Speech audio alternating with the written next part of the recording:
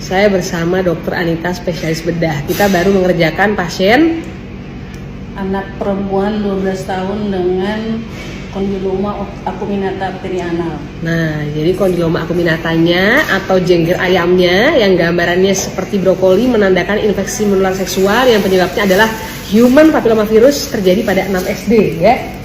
Main-main loh ya, 6 SD dan ternyata sudah beraktivitas seksual sejak kelas 4 SD. Lumayan, 2 tahun bisa menghasilkan kondiloma acuminata atau jengger ayam full di anusnya.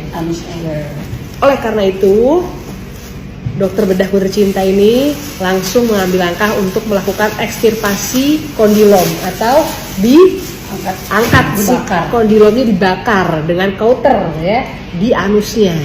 Nah sekarang Kak, yang aku mau tanyain yang teman-teman perlu tahu, apakah kondilom hanya bisa terjadi pada perempuan? Pada laki-laki bisa nggak? Sangat bisa, dia pada laki-laki dan perempuan di segala umur yang sudah melakukan aktivitas seksual aktif.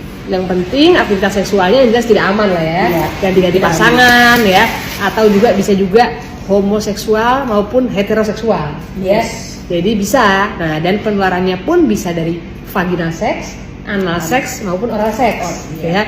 Jadi selama nggak aman dan jelas ganti-ganti pasangan, apalagi nggak pakai pengaman, pasti penularannya akan lebih besar. Ya.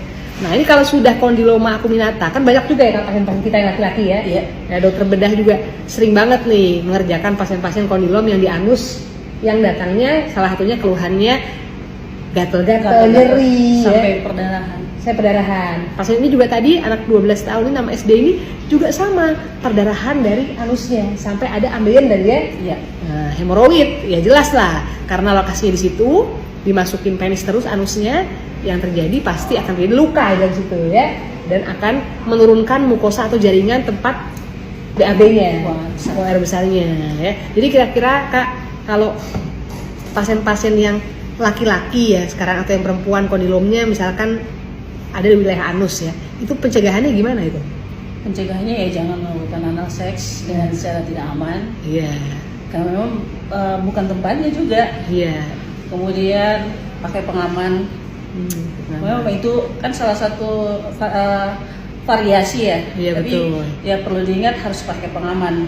Betul. Terus tetap jaga kebersihan daerah anal atau anus. Karena memang itu salah satu lokasi daerah di tubuh kita yang paling kotor. Nah, jadi tempatnya kotor, tempat pembuangan sama Tuhan diciptakan untuk pembuangan, bukan untuk dimasukin penis. Nah, selain yang ditakutkan adalah bisa terpaparnya virus HPV di situ, nanti banyak tuh yang bisa terjadi. Gak cuma kondilom ya Kak, tapi bisa juga kalau laki-laki kanker penis, ya kan? Kanker anus bisa juga, bahkan sampai kanker orofaring, mulut. CRT juga sampai ke dalamnya juga. Kanker rektum sampai ke sistem pencernaan, itu salah satunya juga dari hubungan seksual yang tidak aman ya. Nah, lewat belakang, jadi tempatnya pembuangan jangan dimasukin ke tempat seks. Jelas banyak bakteri-bakteri yang nantinya akan menimbulkan paparan virus tersebut. Betul ya? Dan yang pasti vaksin HPV, pencegahan juga ya. Vaksin HPV di sini nggak ada, tapi kan paling dekat dari Vakvak di Sorong ada. Ya, bisa pada laki-laki, bisa pada perempuan. Tapi di sini ada program pemerintah 5-6 SD atau 9-12 tahun gratis di sekolah-sekolah vaksin HPV. Anak laki-laki dan perempuan, makanya harus sedini mungkin vaksin HPV. Beruntungnya di Indonesia kelas 5-6 SD atau 9-12 tahun ditanggung pemerintah, nggak usah bayar. Tapi di atas itu ya harus bayar, tapi meskipun harus bayar itu kan proteksi seumur hidup ya. Nah, walaupun sudah begini Kak, kondiloma kira-kira kalau habis diangkat begini bersih bisa tumbuh lagi nggak? Bisa tumbuh lagi kalau perilaku seksnya masih tetap sama.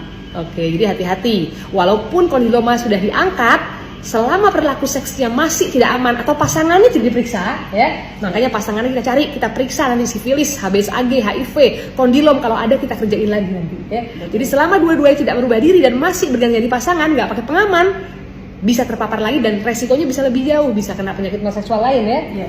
HIV sampai kanker serviks kalau perempuan dan kanker-kanker lain yang terkait dengan laki-laki maupun perempuan, kanker vagina, kanker vulva, anus, penis laki-laki. Jadi dari kita sarannya adalah seks aman dan sesuai usia. Pakai pengaman kalau memang tidak aman. Ya, lebih bagus seks setelah menikah setia dengan pasangan. Ya, satu orang aja. satu orang Tidak berganti-ganti. untuk selamanya yang sah secara hukum, agama, dan akan direstui oleh Tuhan Yang Maha Esa. Betul. Ya. Oke, Dr. Amira SPOG dan Dr. Anita SPB dari Fakta Barat. Dadah, I love you all.